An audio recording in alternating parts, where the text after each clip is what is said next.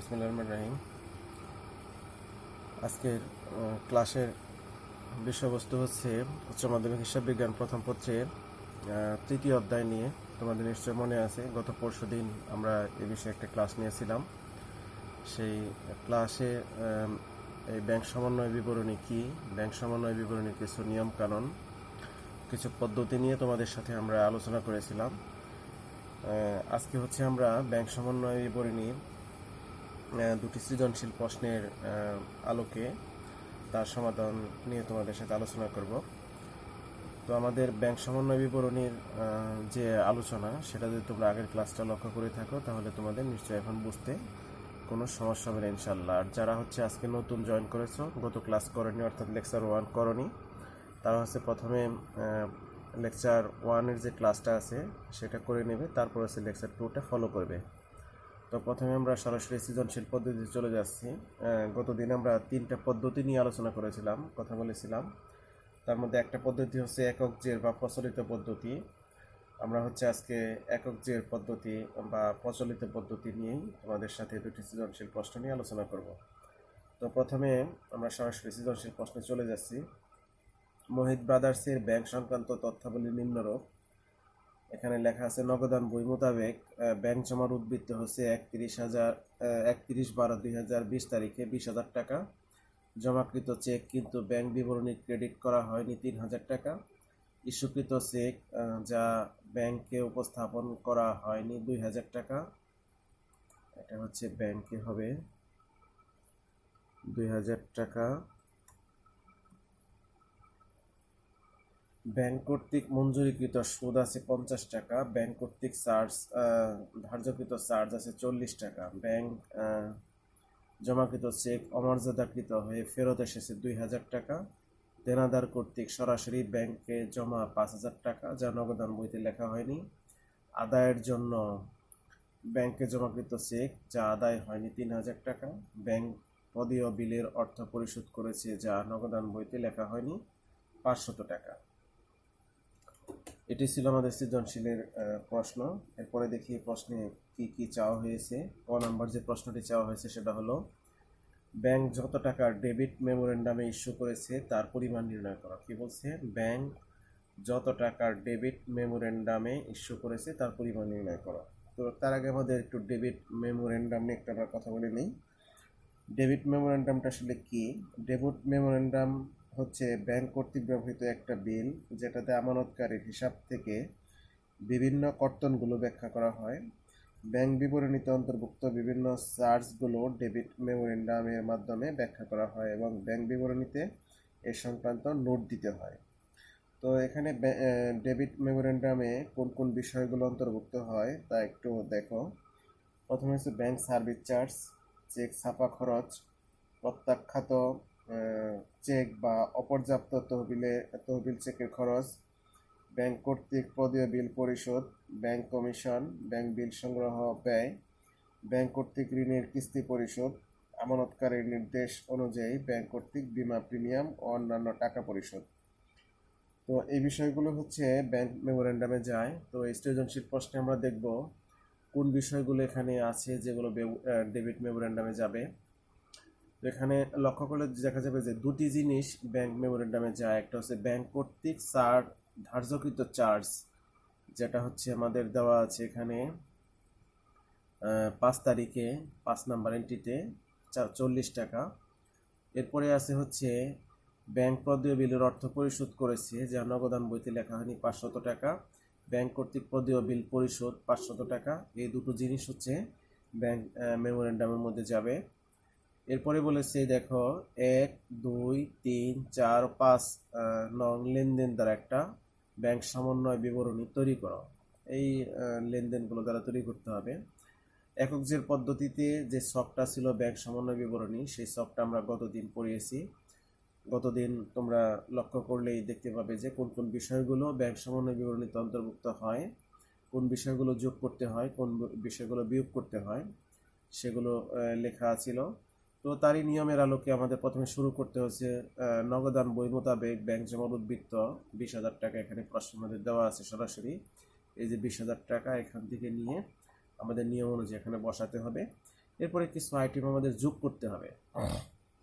যোগের মধ্যে হলো ইস্যুকৃত চেক এখনো ব্যাংক কর্তৃক আদায় হয়নি, যেটা 3 নম্বর সমন্বয়ে লেখা আছে।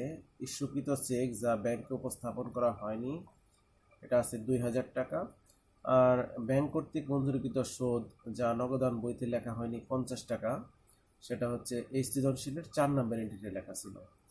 এরপরে যে বিষয়গুলো বিয়োগ করতে হয় সেগুলো হলো এর 2 নম্বর এর মধ্যে লেখা আছে জমাকৃত চেক কিন্তু ব্যাংক বিবরণীতে ক্রেডিট করা হয়নি 3000 টাকা, এটা হচ্ছে বাদ দিতে হবে। আর একটা আছে হলো ব্যাংক কর্তৃক ধার্যকৃত চার্জ যা নগদান বইতে লেখা হয়নি, এই 5 নম্বর সমন্বয় এন্ট্রিতে যেটা লেখা আছে সেটা। তো এখানে আমাদের ছকের আলোকে দেখতে পেলাম যে দুটো বিষয় যোগ করতে হয় এবং দুটো বিষয় হচ্ছে বিয়োগ করতে হয়। এই বিবরণীটা তোমাদের কাছে তখনই সহজ মনে হবে যখন হচ্ছে তোমরা এই ব্যাংক সমন্বয় বিবরণীতে কোন কোন বিষয়গুলো যোগ করতে হয়, কোন কোন বিষয়গুলো বিয়োগ করতে হয়, এগুলো তোমাদের নখদর্পণে থাকবে। তখনই হচ্ছে এগুলো অঙ্ক করতে তোমাদের খুব ইজি হবে।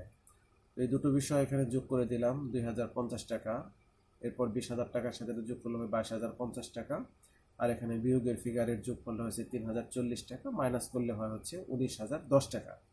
এটার নামই হচ্ছে ব্যাংক বিবরণী মোতাবেক ব্যাংক জমার উদ্বৃত্ত, অর্থাৎ ব্যাংকে উদ্বৃত্ত রয়েছে এত টাকা, 19,010 টাকা।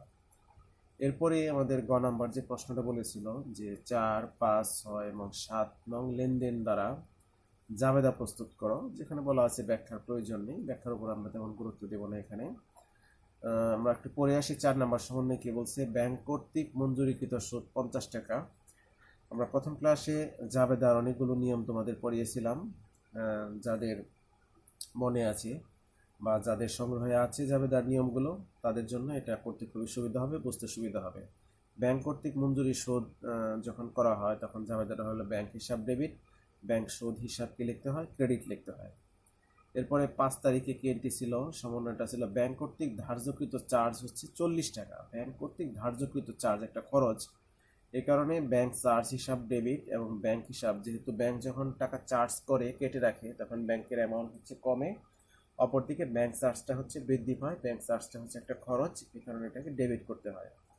এরপরে যেটা আছে 6 তারিখ, আমাদের এখানে লেখা আছে ব্যাংকে জমাকৃত চেক অমর্যাদাকৃত হয়ে ফেরত এসেছে 2000 টাকা। অর্থাৎ চেক ফেরত এসেছে যখন, তখন কিন্তু আমাদের প্রাপ্য হিসাবটা ঠিকই বৃদ্ধি পেয়ে গেল, তখন প্রাপ্য হিসাবটা হবে ডেবিট আর ব্যাংক হিসাবটা হবে কি ক্রেডিট। 7 নাম্বার যেটা সমন্বয় ছিল এন্ট্রি ছিল দেনাদার কর্তৃক সরাসরি ব্যাংকে জমা 5,000 টাকা, যা নগদান বইতে লেখা হয়নি। দেনাদার কর্তৃক সরাসরি ব্যাংকে জমা দেওয়া হয়েছে, এটা হচ্ছে জাবেদা হবে ব্যাংক হিসাব ডেবিট, প্রাপ্য হিসাব কি ক্রেডিট। ব্যাংক হিসাব কি হবে ডেবিট হবে আর প্রাপ্য হিসাব ক্রেডিট হবে। এই জাবেদা এবং ব্যাংক সমন্বয় বিবরণীর যে আইটেমগুলো আছে টোটালি হচ্ছে নিয়মগুলো আমাদের ফলো করতে হবে। কোন কোন দফাগুলো এখানে অন্তর্ভুক্ত হয় সেগুলো যদি আমরা মনে রাখতে পারি তাহলে আমাদের জন্য খুব ইজি হবে। আমরা আরেকটি সৃজনশীল প্রশ্নে চলে যাই, যেহেতু এখন রিভিশন চলতেছে আমাদের শর্ট সিলেবাসের উপরে, এখানে আমাদের একটু দ্রুত এগিয়ে যেতে হবে। এখানে কি লেখা আছে, জনাব তাহাছানের নগদান বই 23,500 টাকা ব্যাংক জমাতিরিক্ত প্রদর্শন করলেও ব্যাংক বিবরণীর সাথে উহা মিল ছিল না। ব্যাংক বিবরণী পর্যালোচনা করে নিম্নলিখিত উপায়গুলো পাওয়া যায়, অর্থাৎ কি কি জিনিস এখানে যাবে সেগুলো আছে। প্রথমে আছে 47,600 টাকার চেক, একটি চেক আদায়ের জন্য ব্যাংকে জমা দিলেও উহা এখনো আদায় হয় নাই। ব্যাংক 5,200 টাকা চার্জ ধার্য করলেও নগদান বইতে লেখা হয় নাই। ব্যাংক কর্তৃক জমাতিরিক্তের উপর 450 টাকা সুদ ধার্য করা হলেও উহা নগদান বইয়ে লেখা হয় নাই। 27,500 টাকার একটা চেক ইস্যু করা হলেও উহা ব্যাংকে উপস্থাপন করা হয় নাই। ব্যাংক কর্তৃক 1,850 টাকা সুদ আদায় হলেও উহা নগদান বইয়ে লেখা হয় নাই। প্রথমে বলেছে ব্যাংক কর্তৃক ইস্যুকৃত ডেবিট মেমোরেন্ডাম টাকার পরিমাণ নির্ণয় করা। আমরা ডেবিট মেমোরেন্ডাম নিয়ে ডিএম নিয়ে একটু কথা বলেছিলাম যে কোন বিষয়গুলো এখানে যায়, কোন বিষয়গুলো যায় না। প্রচলিত পদ্ধতিতে ব্যাংক সমন্বয় বিবরণী তৈরি করো, 1 নং হতে 4 নং পর্যন্ত লেনদেনগুলোর জাবেদা দাখিলা দাও।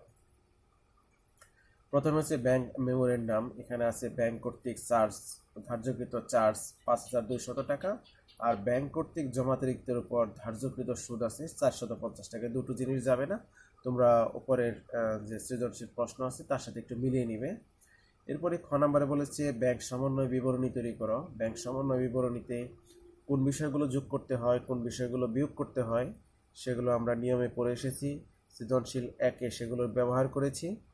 এখন হচ্ছে আমাদের দেখতে হবে কোন কোন দফাগুলো যায়। 1 নম্বরে লেখা ছিল জমাকৃত চেক এখনো ব্যাংক কর্তৃক আদায় হয়নি, এটা যোগ করতে হবে। আমাদের বরাবরের মতো নিয়মের উপরে লিখতে হবে নগদান বই মোতাবেক ব্যাংক জমা উদ্বৃত্ত 23,500 টাকা, সেটা দেওয়া আছে। এর সাথে যোগ করতে হবে হলো জমাকৃত চেক এখনো ব্যাংক কর্তৃক আদায় হয়নি, 1 নম্বর সমন্বয়ে এটা লেখা ছিল। আর 2 নম্বরে লেখা ছিল ব্যাংক কর্তৃক ধার্যকৃত চার্জ 5,200 টাকা। 3 নম্বরে লেখা ছিল ব্যাংক কর্তৃক জমাতিরিক্তের সুদ 450 টাকা, এটা যোগ করলে হয় হলো 53,250 টাকা। আর 23,500 টাকার সাথে এটা যোগ করে দিলে হয় কত? 53,250 টাকা। এরপরে যে বিষয়গুলো বিয়োগ করতে হয়, 4 নম্বর সমন্বয়ে লেখা ছিল ইস্যুকৃত চেক এখনো ব্যাংকে উপস্থাপিত হয়নি, 27,500 টাকা।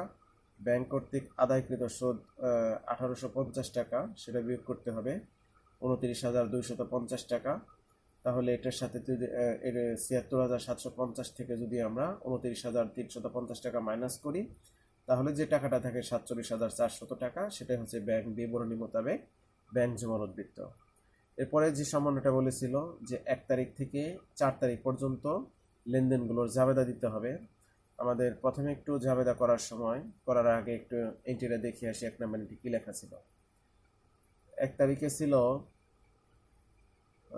যে 47,600 টাকার চেক আদায়ের জন্য ব্যাংকে জমা দেওয়া হয়েছে। যেহেতু এটা নগদান বই লিপিবদ্ধ আছে, এই কারণে এটার জাবেদা হবে না।